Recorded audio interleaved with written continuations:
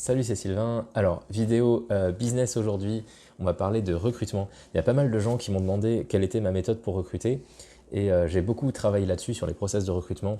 Au fur et à mesure des années, j'ai fignolé mon process. Donc j'ai cherché pas mal de méthodes sur internet, j'ai lu beaucoup d'articles, j'ai pris chaque chose que j'aimais, j'ai retiré chaque chose que j'aimais pas, j'ai fait ma petite tambouille et j'en suis arrivé à un process que je vais t'expliquer aujourd'hui.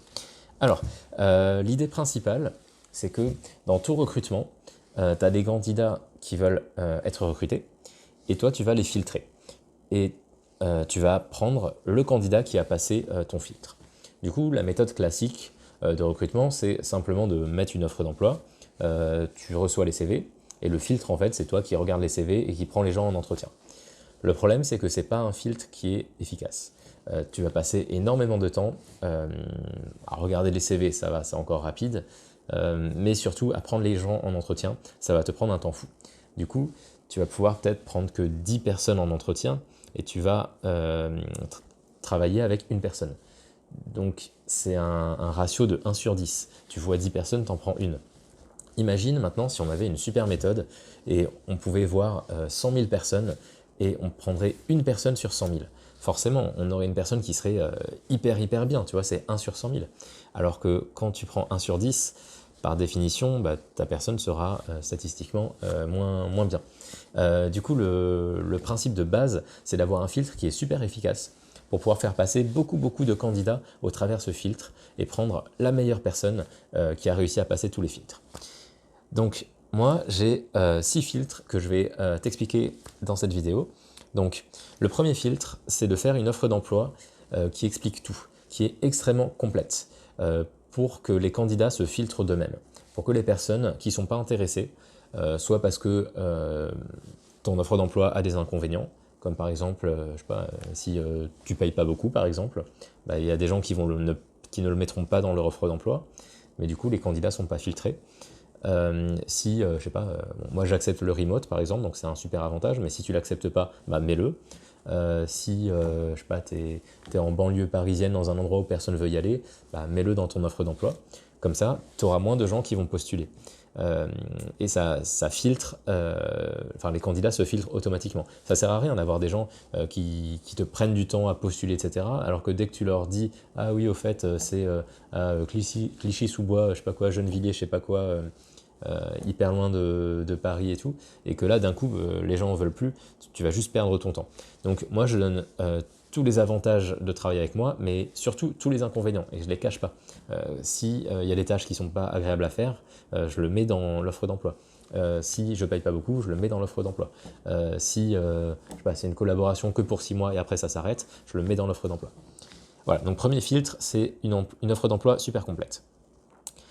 À la fin de mon offre d'emploi, j'écris que si la personne veut postuler, elle m'envoie un email avec son CV et sa lettre de motivation, si elle l'a, et la date à partir de laquelle elle est dispo. Voilà. Tu peux créer une adresse email dédiée à ça, je sais pas, sylvainrecrutement@gmail.com.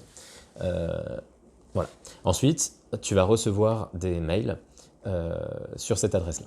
Dès que tu reçois un email, tu réponds toujours, tu ne regardes pas le CV, parce que ça va te prendre trop de temps, tu vas recevoir des centaines d'emails. Tu réponds par un copier-coller en disant salut, j'ai bien reçu ton CV, merci. Si tu veux candidater, tu peux répondre à ce formulaire.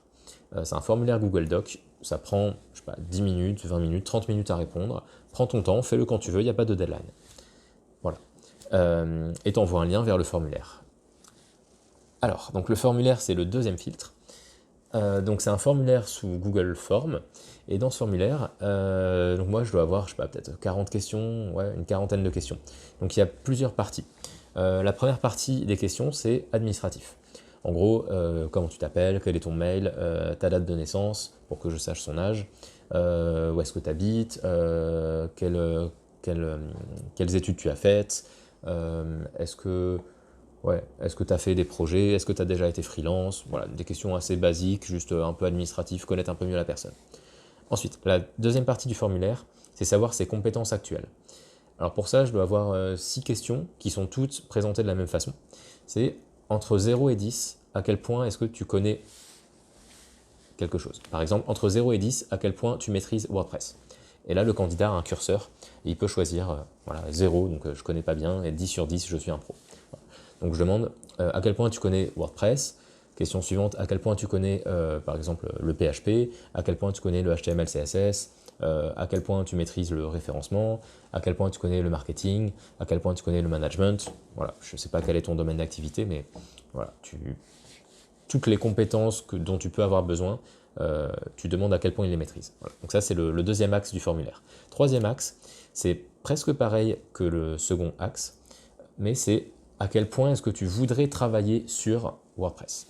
Donc c'est exactement les mêmes questions, mais entre 0 et 10, à quel point tu veux travailler sur WordPress, à quel point tu veux travailler sur du dev PHP, à quel point tu veux travailler sur HTML, CSS, à quel point tu veux faire des missions de management, etc. Voilà, donc ce troisième point, vraiment je l'adore, ça m'aide énormément à cerner ce que veut le candidat, parce que pour moi, le recrutement, c'est pas uniquement ce que toi tu veux, il faut que le candidat soit bien, soit heureux de travailler avec toi, sinon, ok, ça marche sur le court terme, mais si dans 6 mois il part, t'y perds trop. Du coup, je proposerai jamais un boulot de rédaction à un mec qui vient pour faire du dev. Du coup, ce troisième point, ça m'aide à savoir exactement ce que veut le candidat et à voir si j'ai un poste pour lui, à voir quel type de tâche je peux lui confier, etc. Voilà, ensuite, quatrième point, là c'est des questions un peu plus techniques, c'est pas des questions pièges, mais c'est pour voir à quel point le candidat réfléchit. Voilà. Donc là j'ai quelques questions, je vais juste te donner un exemple. Donc quand je recrute à Madagascar, mon exemple c'est à Atana, à la capitale, il y a 2 restaurants dans une rue hyper passante, c'est l'équivalent des Champs-Élysées, tu vois, avenue de l'Indépendance. Atana, avenue de l'Indépendance, il y a 2 restaurants côte à côte. Il y a un restaurant qui marche super bien, il est complet tous les jours et il fait un super chiffre d'affaires. Il y a un autre restaurant qui est voisin, qui est à 20 mètres dans la même rue, et lui, il est tout le temps vide. Tu viens d'arriver dans ce restaurant, et ta mission, c'est de faire en sorte de développer le restaurant. Faire en sorte que l'affaire marche, parce que sinon, ça va couler dans un mois. Qu'est-ce que tu ferais? Voilà. C'est une question ouverte. Je crois même que la personne n'est pas obligée de répondre, mais je t'avoue que s'il ne répond pas, en général, je ne vais pas le prendre. Et là, tu vois très très bien la façon de penser des candidats. Tu as ceux qui s'en foutent, qui vont être là, je ferai de la pub sur Facebook. Voilà, c'est juste ça, sa réponse. Et tu as ceux qui vont creuser le truc hyper loin, quoi. Y a des mecs qui me disent « Ah, j'irai manger dans le premier restaurant, je ferai des photos, des menus, etc. Peut-être qu'ils sont très beaux. Je demanderai à mes voisins de table pourquoi ils viennent ici, s'ils viennent souvent et tout. Ensuite, j'irai dans le nouveau restaurant, j'inviterai des gens gratuitement pour qu'ils viennent manger. Et en échange de manger gratis, ils rempliront un questionnaire de satisfaction pour voir ce qui ne va pas. On cernera exactement le problème. Après, on fera de la pub sur Facebook. On donnera des coupons de réduction, etc. Enfin voilà, tu as des mecs qui se cassent vraiment la tête. Et là, tu vois que ces mecs-là, ils sont plus motivés, etc. Et ça te permet aussi de cerner un peu le type de poste, le type de tâche que tu peux leur confier. Genre un mec qui va hyper loin dans la stratégie marketing du restaurant, peut-être qu'il va, s'il postule pour un poste pour développer ton business, peut-être ça va bien marcher. Alors que s'il répond très très mal à cette question-là et qu'il veut développer ton business, bon, ça te donne des indices. Donc ça, c'est je crois, le quatrième axe du formulaire. Et enfin, dernier axe, c'est juste leur demander s'ils ont des questions. Voilà. S'ils ont des choses à dire ou des questions. Voilà, donc le formulaire, ça c'est le deuxième filtre en fait. C'est un filtre dans le sens où comme il faut 20 minutes pour le remplir, tu as des gens qui répondent pas au formulaire en fait. Peut-être 50% des gens ne répondent pas. Donc ça veut dire qu'ils sont pas assez motivés ou qu'ils pensent qu'ils vont pas convenir au poste. Et vu qu'ils pensent qu'ils vont pas convenir, ils veulent pas investir 20 minutes de temps à répondre au formulaire. Donc ça c'est un filtre automatique en fait aussi. Le troisième filtre, c'est moi qui le fais en regardant les réponses au formulaire. Donc ce formulaire-là, tu peux régler dans les options de Google Forms pour recevoir un email dès que quelqu'un a rempli ce formulaire. Donc voilà, dès que je reçois, je sais pas, 4-5 emails, je jette un œil. Tu peux faire un export de toutes les réponses au formulaire et ça te fait un Excel. Et là, le Excel, c'est vraiment magique, quoi. Tu peux voir que tu peux surtout éliminer des candidats hyper facilement. Genre, pour l'anecdote, je pensais pas que c'était possible, mais il y a à peu près 10% des candidats qui sont éliminés sur la question « Quelle est ta date de naissance ?» Il y a 10% des gens qui donnent une date et en année, ils mettent 2020. Donc voilà, le mec, il veut être dev web et il ne sait pas remplir la case date. Du coup, ça risque de pas marcher. Mais Tu vois aussi sur ouais, la façon de parler, quand il y a des questions avec une réponse un peu longue, si le mec, je sais pas, il met aucune virgule, etc., et il te dit qu'il va être rédacteur, bon, tu vas voir qu'il y a un problème. Voilà, ça va beaucoup t'aider à faire un tri. Donc moi, je barre les candidats où je vois que ça va pas marcher, et ceux où ça a l'air bien, je mets une note en fait, je me rajoute une colonne, et je vais dire, ah bah celui-là, ça a l'air pas mal, 7 sur 10. Celui-ci, non, 6 sur 10. Et ensuite, une fois que j'ai donné des notes, c'est des notes de priorité en fait, à toutes les candidatures, bah, je vais aller de l'avant, on va passer à l'étape suivante avec le candidat qui a la meilleure note, donc celui qui est le plus prioritaire. Voilà, donc ça c'est le troisième filtre. Ensuite, le quatrième filtre, c'est des questions rapides sur Skype. Donc c'est pas un entretien, c'est à l'écrit, et c'est surtout pour parler d'administratif, voir s'il a des questions. Ouais, souvent j'ai des questions moi-même par rapport au formulaire. Par exemple, s'il a dit que je sais pas, il habitait à 2 heures de route de là où on doit bosser, du local. Et il a dit, est-ce que je peux travailler que de chez moi, par exemple? Voilà, on va parler de ça, du télétravail, etc. On voit un peu l'administratif, si ça peut coller. Voilà, donc ça c'est le quatrième filtre. Et enfin, le cinquième filtre, c'est un test. Alors, j'ai oublié de dire au début, mais dans l'offre d'emploi, je précise qu'il y aura un test qui prendra une journée ou une demi-journée, je ne sais plus, ça dépend des offres, mais un test qui est assez long et qui est indemnisé très très peu. Ma conclusion, c'est qu'il faut l'indemniser pour éviter que les gens croient qu'en fait tu veux juste les faire travailler gratuitement, genre ils font le test et après tu les prends pas et comme ça ils ont travaillé gratis, ce qui est complètement faux parce qu'organiser le test ça te prend un temps fou, mais bon, il y a des gens qui peuvent penser ça. Donc il faut l'indemniser, mais il faut l'indemniser très peu, le minimum possible. Parce que bon, si on prend le cas de la France, si tu indemnises le test par exemple 100 € pour une journée entière de travail, tu auras peut-être des mecs qui vont pas vouloir bosser pour toi, enfin ils s'en foutent du boulot, mais ils ont besoin de 100 € ce mois-ci et donc ils vont bosser. Ils vont faire le test juste pour récupérer les 100 € et après ils vont pas continuer avec toi. Du coup, tu auras perdu beaucoup de temps à organiser le test et tout. Donc, voilà, à toi de voir combien t'indemnises. Moi, je crois que je paye seulement 30 € en France, mais non, je crois que je paye 20 €, mais c'est seulement une demi-journée de boulot.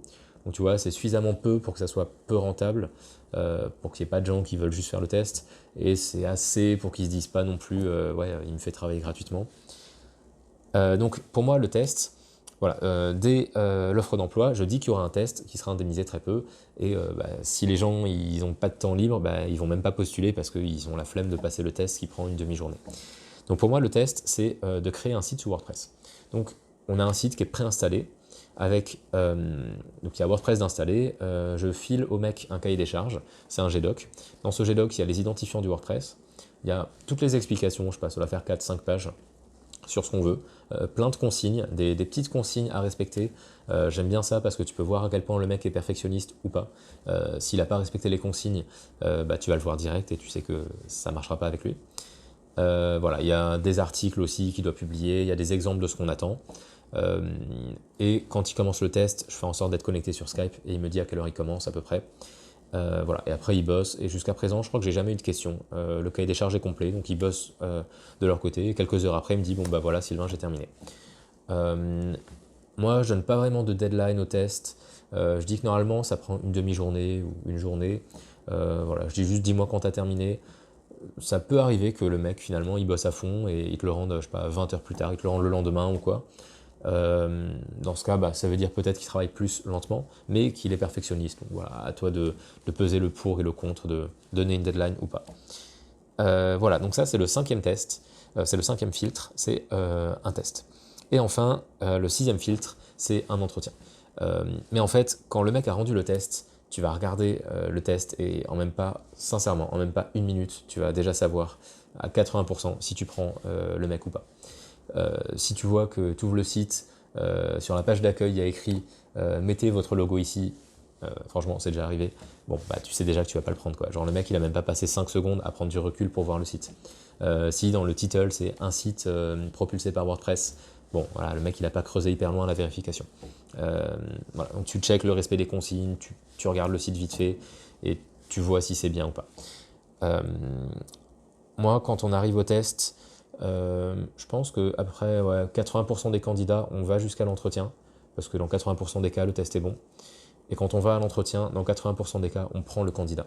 Parce qu'en fait, quand le mec il a passé tous les filtres, genre il a lu ton offre d'emploi, ça collait, il a accepté de passer 20 minutes à remplir ton formulaire, tu as checké le formulaire, ses réponses étaient bonnes, on a parlé sur Skype, l'administratif collé, il a fait le test, tout était bon.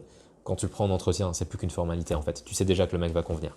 Du coup, c'est juste pour vérifier que, je sais pas, qu'il comprend bien quand tu lui parles dans la vraie vie, etc. Ouais, vraiment, l'entretien, c'est une formalité. On regarde avec lui le test qu'il a fait, on lui montre, souvent il y a des petites erreurs, on lui montre, on lui dit qu'est-ce que tu en penses, est-ce que tu n'avais pas vu, pourquoi tu as fait cette erreur, etc. On voit comment il réfléchit, comment il raisonne, etc. Et dans la plupart du temps, on le prend. Voilà, bon, c'est tout pour cette vidéo. Dites-moi si ça vous intéresse d'autres vidéos un peu business comme ça. Et à bientôt, ciao!